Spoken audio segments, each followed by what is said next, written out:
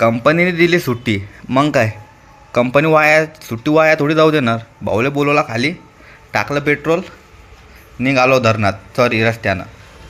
मग गाडी चालवता गाडीची स्पीड केली 120 फुल स्पीडनं आपल्या लोकेशनला जाण्यासाठी फुल तयारीत. रस्त्यानं नो ट्रॅफिक असल्यामुळे गाडी डायरेक्ट 120 आणि 130च्या स्पीडनं घाटात गेलो आणि घाटात गाडी पळणार नाही असं होऊच शकत नाही. गाडी चालवता मग इंस्टासाठी रील काढून घेतल्या, टाकलं हेल्मेट आणि घेतली रील काढून. सकाळचा टाईम होता म्हणून रनिंगसाठी पण आलेले होते माणसं.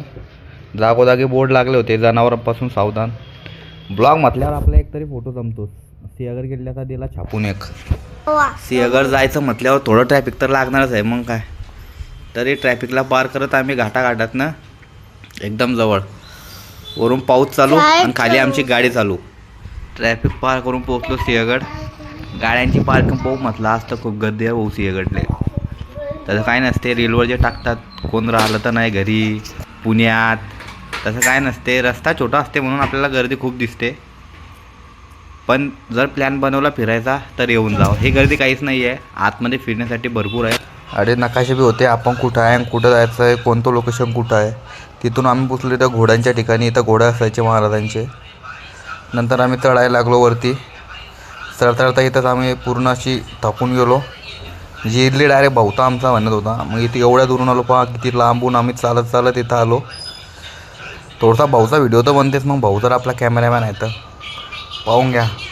भाऊ फुल त्यांच्या याच्यामध्ये जोशमध्ये जिरले आमचे असंच करत होता. मग भाऊला म्हटलं राहू दे, रील काढून घ्या आमची. आता हे वॉक आपला कसा वाटला सिंहगड पाहायला आलो. मग आवाजा भाषेत इतिहास ऐकून घ्या. आबांनी इतिहास सांगल्यानंतर भाऊ म्हटलं चल डोंगर पाहू. मग इथून पहा किती खोल डोंगर आहे. चाल्याचं विल्याचं काढून घेतलं. अरे रील काढत होतो मग माणूस आला, कॅन्सल केला रील काढणं. वर आलो. भाऊच्या हातात दुसऱ्यानं मोबाईल दिला, भाऊला फोटो काढायला लावले. भाऊनं दिले फोटो काढून घेतले डोंगराचे. पहाड आहे ढगाच्या वर आम्ही आलो आहे आज. डायरेक्ट ढगामध्ये आल्यानंतर असं भारी फील होते ना भाऊ, म्हणजे की बस. भाऊला तर फक्त सेल्फीमध्येच व्हिडिओ घ्यायचा होता. भाऊला म्हटलं समोर उभा राहा काढतो, नाही मला सेल्फी घेणं आहे. चला मग आपल्या याच्यामध्ये घेतला पहाडाचा नजारा. खूप चालत चालत व्हिडिओ काढून घेतला. इंस्टाला पोस्ट करून टाकू म्हटलं, एखादं गाणं टाकून दे इंस्टाला. अशा ठिकाणी गेलो की आम्हाला रस्ते मालूम नव्हतं ना नेट चालत होतं. वरती गेल्यावर थोडेसे व्हिडिओ काढून घेतले. म्हटलं काढून घेऊ थोडे व्हिडिओ कसे दिसतात वरून. वा मस्त फिरलं पाऊस चालू असताना. परत आले इथं पायऱ्यावर परत म्हटलं आमच्या जण नाही चढल्या जात आता. भाऊ परत सेल्फी घेऊन आला. भाऊला सेल्फीशिवाय दुसरं काही सुचतच नव्हतं. सेल्फी कॅमेरा ऑन केला काय जिरली आमची. काहीच नव्हतं इथं. परत इथं थांबलो आहे चढून. गडावरती गेल्यावर छोटीशी खाऊगल्ली इथं पण आम्हाला दिसली. पण भाऊला म्हटलं इथं आपण काही नाही खायचं, गपचूप घरी जायचं. पण मग खाऊगल्ली पाहून घेतली. नंतर इथनं उतरत आम्ही आलो. भाऊ परत बोलला आता परत वरती चढायचं आहे. आता या पायऱ्या पहिलेच आम्ही थकलो, कसं चढायचं रे बाई. बरं म्हटलं आमची जिरली. चाललं का भाऊचं परत चढावरती. मग काय रस्ता पाहत निघालो. तेवढ्यात भाऊ मला काय बोलला ते तुम्हाला सांगतो. भाऊचं आलो तेव्हापासून तेच चालू होतं. ऐकून घ्या भाऊ काय सांगतोय ते.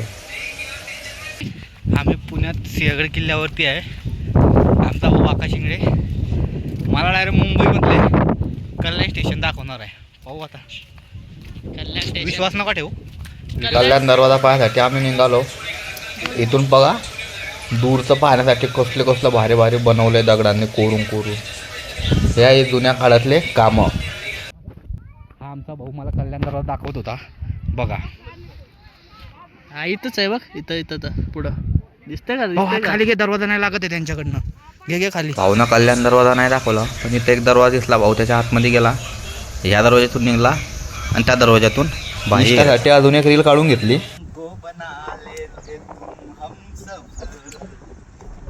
इकडे कल्याण दरवाजा.